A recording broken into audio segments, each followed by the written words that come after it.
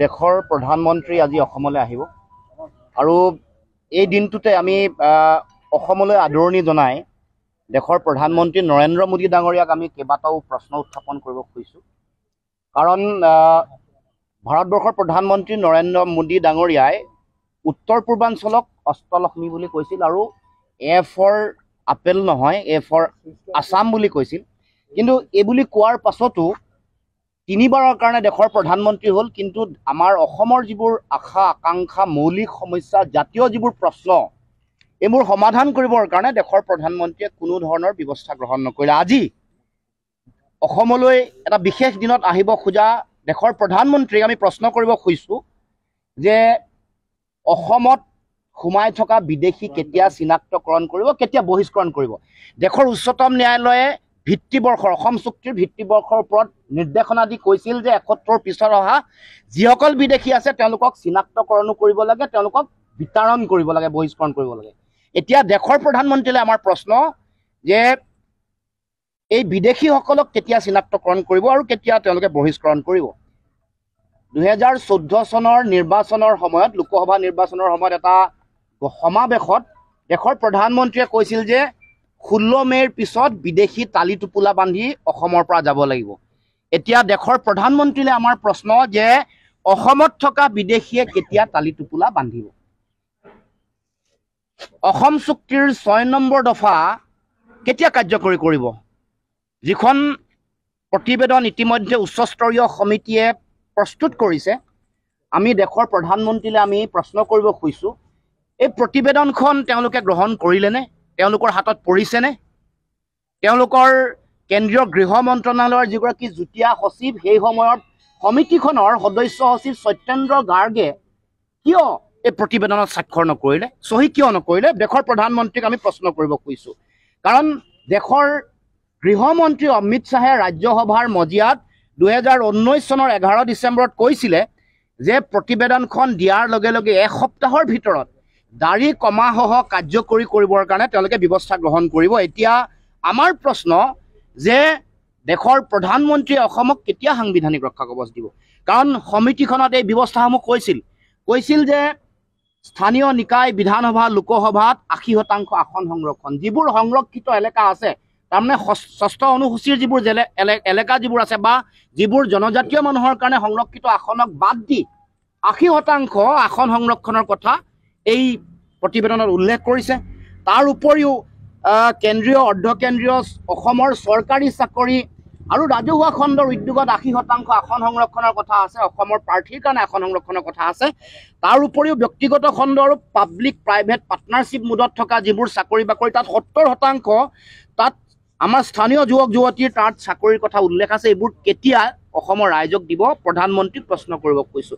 Inner line পাৰ্মিটৰ ব্যৱস্থা কেতিয়া কৰিব, অসমীয়া ভাষাক অগ্ৰাধিকাৰ ভিত্তিত চাকৰি নিযুক্তিৰ ইয়াত প্ৰতিশ্ৰুতি আছিল, এইবোৰ কেতিয়া পালন কৰিব, ভাৰতবৰ্ষৰ প্ৰধানমন্ত্ৰীক প্ৰশ্ন কৰিব কৈছোঁ। বান গৰাখহনীয়া সমস্যাৰ স্থায়ী সমাধান কৰিম বুলি দেশৰ প্ৰধানমন্ত্ৰীয়ে ২০১৪ চনৰ ৮ ফেব্ৰুৱাৰীত আমাৰ খানাপাৰাত হোৱা মহাজাগৰণ ৰেলীত প্ৰধানমন্ত্ৰীয়ে প্ৰতিশ্ৰুতি দিছিল, কৈছিল যে বানপানী গৰাখহনীয়াৰ স্থায়ী সমাধান কৰিব, ৰাষ্ট্ৰীয় সমস্যা হিচাপে সমাধান কৰিবৰ কাৰণে বিশেষ ব্যৱস্থা গ্ৰহণ কৰিব। কিন্তু এতিয়া দেশৰ প্ৰধানমন্ত্ৰীলৈ প্ৰশ্ন, বানপানী আৰু গৰাখহনীয়াই অসমৰ অৰ্থনীতিৰ পৰিকাঠামো ভাঙি থান বান কৰি দিয়া এই সমস্যাটোৰ স্থায়ী সমাধান কেতিয়া কৰিব।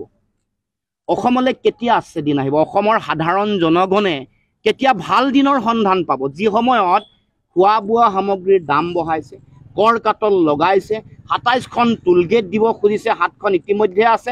টোলগেট থকাৰ পাছতো ৰাষ্ট্ৰীয় ঘাইপথ ভাল নহয়, পেট্ৰল ডিজেল গেছৰ চিলিণ্ডাৰৰ দাম কেতিয়া কমিব, আমাৰ জীৱনদায়িনী ঔষধ আৰু আন ঔষধৰ দাম কেতিয়া কমিব, ঘৰ বন্ধা সামগ্ৰীৰ দাম কেতিয়া কমিব, আৰু তাৰ লগে লগে মাটিৰ খাজানা কেতিয়া কমিব। দেশৰ প্ৰধানমন্ত্ৰীক আমি প্ৰশ্ন কৰিব খুজিছোঁ, তেতিয়াহে আমি পাব কাংক্ষিত আমাৰ আচ্ছা দিন আহিব। নামনি সোৱণশিৰি জলবিদ্যুৎ প্ৰকল্প সম্পৰ্কত বিজেপি দেশৰ প্ৰধানমন্ত্ৰীয়ে কিয় ইউটাৰ্ণ মাৰিলে। ২০১০ চনৰ ১৭ ছেপ্টেম্বৰত গেৰুকামুখত দেশৰ সেই সময়ৰ বিজেপি দলৰ তেওঁলোকৰ সভাপতি ৰাজনাথ সিং, বৰ্তমান প্ৰতিৰক্ষা মন্ত্ৰী ৰাজনাথ সিঙে ৰেলীত তেওঁ এটা বিশাল সমাৱেশত অংশগ্ৰহণ কৰি কৈছিল যে বৃহৎ নদী বান্ধ তেওঁলোকে বিশেষকৈ নামনি সোৱণশিৰি প্ৰকল্পত তেওঁলোকে অহাৰ লগে লগে বন্ধ কৰি দিব, ভাঙি দিব। কিন্তু এইটো সম্পৰ্কত কিয় ইউটাৰ্ণ ল'লে? আৰু তেওঁলোকে কৈছিল, দেশৰ প্ৰধানমন্ত্ৰীয়ে অৰুণাচলৰ পাছিঘাটৰ জনসভাত কৈছিল যে বৃহৎ নদী বান্ধৰ আমি পোষকতা নকৰোঁ, সৰু সৰু ক্ষুদ্ৰ ক্ষুদ্ৰ নদী বান্ধ যিবোৰ ৰান অফ দ্য ৰিভাৰ হ'ব সেইবোৰ নদী বান্ধহে আমি গ্ৰহণ কৰিম। গতিকে এইবোৰ প্ৰশ্ন আমি উত্থাপন কৰিছোঁ। আজিৰ এই বিশেষ দিনটোত আমাৰ চাহ জনগোষ্ঠী, অসমীয়া জাতীয় জীৱনৰ অভিন্ন অংগ চাহ জনগোষ্ঠীৰ আজি ঝুমুৰ নৃত্য প্ৰধানমন্ত্ৰীৰ আগত প্ৰদৰ্শন কৰা হ'ব। গতিকে এনে দিনটোত আমি চাহ জনগোষ্ঠীৰ যিবোৰ প্ৰতিশ্ৰুতি দিছিল তেওঁলোকৰ সমস্যা সমাধানৰ, এইবোৰ প্ৰতিশ্ৰুতি কেতিয়া পালন কৰিব প্ৰশ্ন কৰিব খুজিছোঁ। 351 টকা দিম বুলি ভিজন ডকুমেণ্টত তেওঁলোকৰ লিখা আছে। আজি বৰাক উপত্যকাত 228 টকা আৰু ব্ৰহ্মপুত্ৰ উপত্যকাত 250 টকা। আৰু এতিয়া বাগানসমূহৰ মাটি অধিগ্ৰহণ কৰি 10% মাটি তেওঁলোকে বেলেগ কাম কাজত ব্যৱহাৰ কৰিবলৈ সিদ্ধান্ত গ্ৰহণ কৰিছে, আইন প্ৰণয়ন কৰিলে। গতিকে বাগানৰ কৃষিভূমি সংকুচিত হ'ল। তাৰ লগে লগে তেওঁলোকৰ বিদ্যালয়সমূহত আজিলৈকে শিক্ষক নিযুক্তি দিয়া নাই। বাগান অঞ্চলৰ মানুহৰ তেওঁলোকৰ মাটিৰ ম্যাদী পট্টা দিয়া নাই। স্বাস্থ্যসেৱা তেওঁলোকে যেনেকৈ প্ৰতিখন বাগানত চিকিৎসক থাকিব লাগে, এই প্ৰতিশ্ৰুতিসমূহ, এই বিষয়সমূহ, এই মৌলিক বিষয়সমূহ সমাধান কৰিবৰ কাৰণে দেশৰ প্ৰধানমন্ত্ৰীয়ে কেতিয়া মুখ্যমন্ত্ৰীক ক'ব আৰু সংশ্লিষ্ট কোম্পানীসমূহক কেতিয়া হেঁচা দিব, এই প্ৰশ্নৰ আমাৰ উত্তৰ লাগে। ঠাইতে 27খন দিৱস হৈছে। এই টোলগেট দিয়াৰ পাছতো আমাৰ অসমৰ বাট পথৰ অৱস্থা অতি শোচনীয়। এইসমূহ কেতিয়া ভাল হ'ব?